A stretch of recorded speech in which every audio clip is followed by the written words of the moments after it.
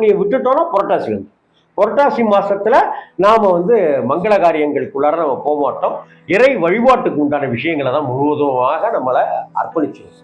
அதனால இந்த ஆவணி மாசத்தை அப்படி ஒரு ஸ்திரமான மாதமாக, உறுதியான மாதமாக, உறுதிப்படுத்துகிற மாதமாக நமக்கு இங்க சொல்லப்பட்டிருக்கு. ஜோதிடர்களும் அதைத்தான் வலியுறுத்துறாங்க. அதனால ஆவணி மாசத்துல உங்களுடைய நட்சத்திரம் என்னைக்கு வருதோ அன்னைக்கு போய் நீங்க எந்த தெய்வத்தை வேணுமானாலும் வழிபடுங்க. அந்த தெய்வத்தை அந்தந்த முறையில வழிபடுங்க.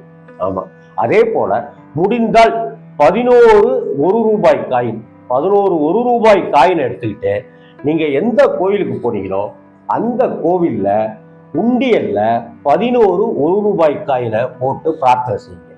அப்படி இல்லை அப்படின்னா அந்த கோவிலில் வழிபாடு செய்வார் இல்லையா, பூஜை செய்கிறார் இல்லையா அந்த அர்ச்சகர், குருக்கள், பூசாரி, அவர்கிட்ட அந்த 11 1